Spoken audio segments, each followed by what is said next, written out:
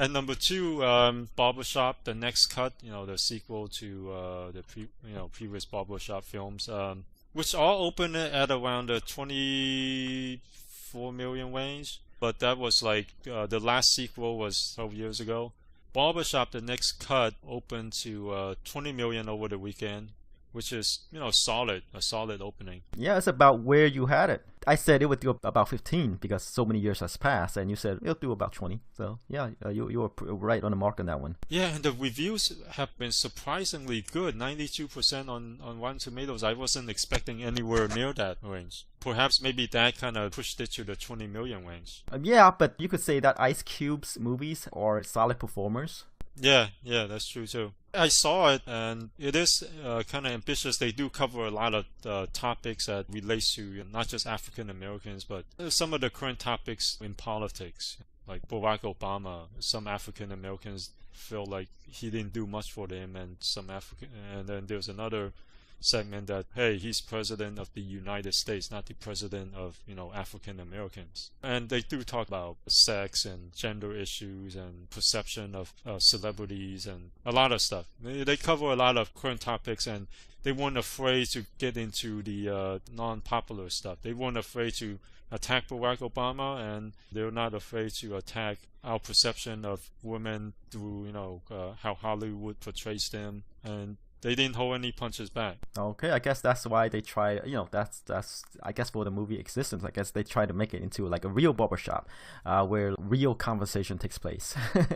Right. Since you've seen it, I guess they try to present both sides on every topic. Yeah, I thought one thing that stuck out was, well, for me anyway, being, kind of a nerdy kid growing up, Ice Cube's character was commenting on his son. He's like, since when has going to school and working hard and studying and doing things that are good for the long term and for your future considered, corny and cheesy? That actually got cheers from the crowd, because when you do that kind of things that kind of sets up your life for a better future, you get teased. Why is, doing things that are like joining gangs and doing, illegal stuff considered cool? Well, that's part of the counter-cultural, counter-parents, counter-whatever, just like kids growing up and trying to figure out. It's been that way for a long time, since when we were in school, right? Yeah. High school.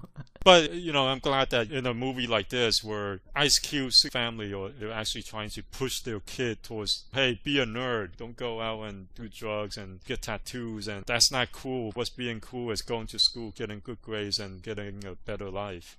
Mm-hmm. Right. Yeah, the movie did, I guess, about where we had. I mean, my predictions was a bit less than that, but it's kind of within the ballpark of where a sequel to a 12-year-old movie did. Right. It's not like one of his super comedies, like Ice Cube super comedies, where it pulled in, 30. It's not Ryan Long plus. Right. It's not Ryan Long. He didn't have Kevin Hart to add in another 20 million. Right. But it'll be interesting to see how this does in the coming weeks, because African American films targeting the African American crowd tend to be very front loaded. But the difference with this one is also very well reviewed. 92% on Tomato Meter. I'm wondering if that will give it better legs in the upcoming weeks. Look. We're entering the summer months. Well, it's beginning to enter where the big movie is released. And, as we see this past weekend, when you have a huge movie like The Jungle Book, it sucks up everything. Right. As we see with the drop-offs from the other movies, these huge drop-offs. It affects everything, right? Yeah. That's true. We have the new movies coming out that potentially could do very well, and then we have, hey, there's this tiny movie, Civil War, coming out. Yeah.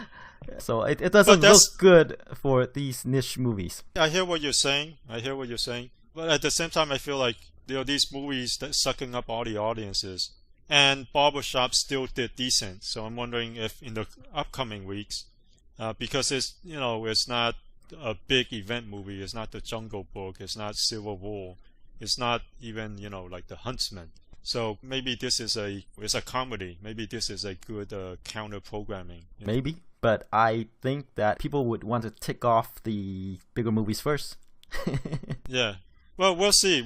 Look, The Jungle Book made over 100 million this past weekend, people, if they're on the fence about it, they're gonna want to check it out. They say, hey, maybe it's good enough for my kids. If I decided to say, if I think that it's scary for them, they say, oh, it's fine. They would want to check it out. That's why people boast about the #1 movie being the #1 movie. It's like, it's kind of like validation for them, and to give other people who are on the fence jump over. Yeah, that's true. But I'm just saying, I wonder if Barbershop will hold up in the following weeks, if it'll buck the trend of front-loaded films that target the African American audience.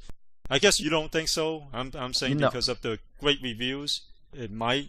So we'll see. We'll see how. Okay, next week. Come back next week.